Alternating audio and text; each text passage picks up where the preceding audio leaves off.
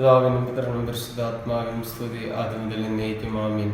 കർത്താവിൽ ഏറ്റവും അനുഗ്രഹിക്കപ്പെട്ടവരെ, 25 നോയമ്പിൽ വീണ്ടും നമ്മളെ തന്നെ കർത്താവിലേക്ക് സമർപ്പിക്കുകയാണ് ചെയ്യുന്നത്. കൂടുതൽ നമ്മൾ പ്രാർത്ഥിച്ചുകൊണ്ട് രക്ഷകൻ നമ്മുടെ ജീവിതത്തിൽ നമ്മളെ ശക്തിപ്പെടുത്തുകയും നമ്മളെ അനുഗ്രഹിക്കുകയും ചെയ്യാൻ വേണ്ടി പ്രത്യേകമായി പ്രാർത്ഥിക്കുന്നു. 25 നോയമ്പിൽ ഈ ദിവസം നമ്മൾ സ്വീകരിച്ച വചനം വിശുദ്ധ മത്തായി എഴുതിയ സുവിശേഷം 1-ാം അധ്യായം 21-ാം വാക്യമാണ്. അവൾ ഒരു പുത്രനെ പ്രസവിക്കും, നീ അവന് യേശു എന്ന് പേരിടണം. എന്നാൽ അവൻ തൻ്റെ ജനത്തെ അവരുടെ പാപങ്ങളിൽ നിന്നും മോചിപ്പിക്കും. പ്രിയമുള്ളവരെ, 2 കാര്യങ്ങളാണ് ഇവിടെ നമ്മുടെ മുമ്പിൽ തിരുസഭ തുറന്നു വച്ചിരിക്കുന്നത്.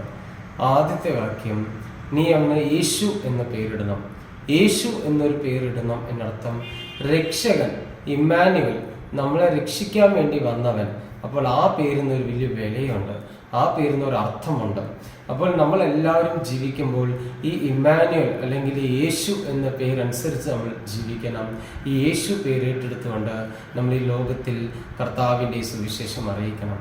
രണ്ടാമത്തെ ഒരു കാര്യം, അവൻ തൻ്റെ ജനത്തെ പാപങ്ങളിൽ നിന്നും രക്ഷിക്കും എന്നുകൂടി നമ്മളെ ഓർമ്മപ്പെടുത്തുന്നുണ്ട്. പ്രിയമുള്ളവരെ, 1 യോഹന്നാൻ 1-ാം അധ്യായം 9-ാം വാക്യം നമ്മളെ ഓർമ്മപ്പെടുത്തുന്നുണ്ടല്ലോ. പാപങ്ങൾ ക്ഷമിക്കുകയും എല്ലാ അനീതികളിലും നിന്നും നമ്മെ ശുദ്ധീകരിക്കുകയും ചെയ്യും.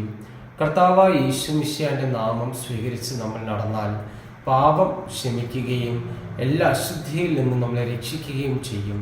ഈ ക്രിസ്മസ് കാലത്ത് കർത്താവിൻ്റെ നാമം സ്വീകരിച്ചുകൊണ്ട് ചെയ്തുപോയ എല്ലാ പാപത്തിൽ നിന്നും രക്ഷ പ്രാപിച്ചുകൊണ്ട് നമുക്ക് സത്യക്രിസ്ത്യാനികളായി, നല്ല ക്രിസ്ത്യാനികളായി ഈ ലോകത്തിൽ നമുക്കും ഈ ജനനത്തിൻ്റെ സമയത്ത് പ്രാർത്ഥനയോടായിരിക്കാം. ദൈവം നമ്മളെ അനുഗ്രഹിക്കട്ടെ. ആമേൻ.